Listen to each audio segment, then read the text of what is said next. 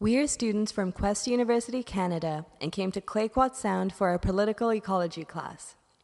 The aim of our trip to Tofino was to better understand the links between political, economic, and social factors that influence the relationship between the community and the landscape.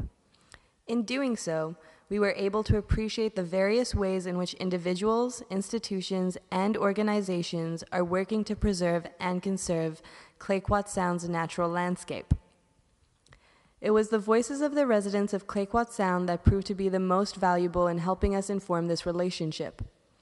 We hope that this video will help us all think carefully and critically about the future for Clayoquot Sound and consider which voices will be included in future plans. On our first weekend, we had the opportunity to spend a day with both Tashi Paddling School and Jamie's Whaling. With Jamie's Whaling, we went to Hot Springs Cove. With a long boat ride, solo hike from the dock, and natural-looking hot springs, it felt like an adventure. However, the popularity of this tourist destination was clearly shown by the number of other tours we met along the way. We saw some of the charismatic wildlife that Clayoquot Sound has to offer. From eagles to otters to whales, us and other tourists on our boat were thrilled. However, there seemed to be little recognition of First Nations communities in relation to the landscape.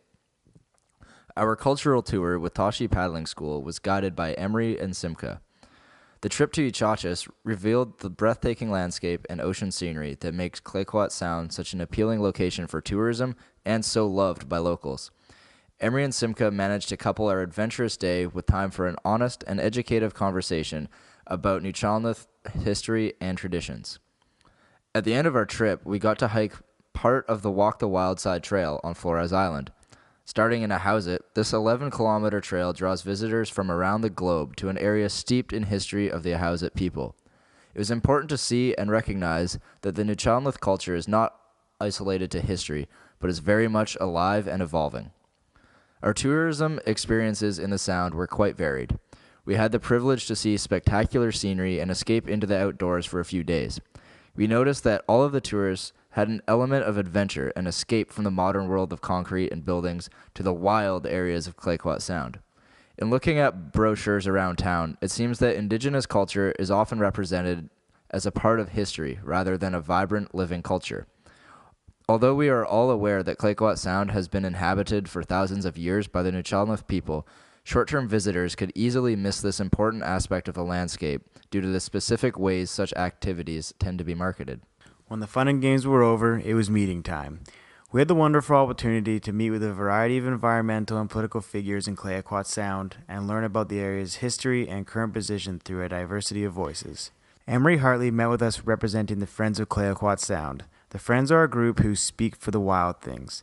With a rich history in the area starting when they were established in 1979, the Friends advocate for the wild things through peaceful direct action, educational campaigns, and publishing of a biannual newsletter. We also spoke to Dan Lewis from Clayoquot Action, another prominent environmental activist group in the area.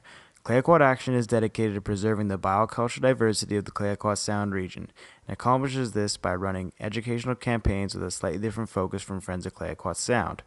They perform citizen research and monitoring and advocate for a peaceful and direct approach to protests. The Clayoquot Biosphere Trust is part of an international institution and works on multiple scales to improve scientific knowledge relevant to conservation in Clayoquot Sound, the UNESCO Biosphere Reserve. They do this largely through research grants and logistical support.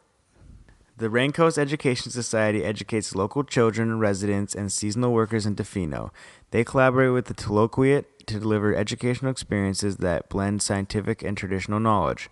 Their Tofino Ambassador program offers courses that educate the public on local history, ecology, cross-cultural understanding, and aims to build a strong community with understanding and support of local ventures. Through our talks with these non-government environmental groups, it became clear that education is and will continue to be a central part of environmental work in the Sound.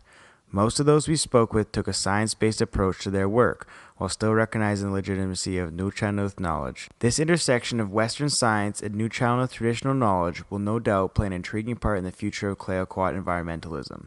Despite this similar starting point, all of the groups have differing mandates, missions, and visions for the future. Some questions we had to those we spoke to are, how do you arrive at your values, who benefits from them, and who in Clayoquot Sound will benefit in the future?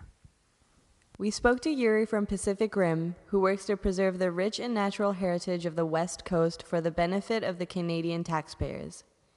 He showed us a forest area where the ecology is being reconstructed to return to its old-growth state sooner, as a way of maintaining the West Coast's historic natural and cultural resources. We spent the day in Ahousaht, where we went to the local school and were introduced to some of the students. Their teacher asked us to give advice to these students regarding their futures, but we were humbled by how little we had to offer. However, it seems that many residents of Clayoquot Sound would suggest that education is an instrumental part of Clayoquot Sound's future.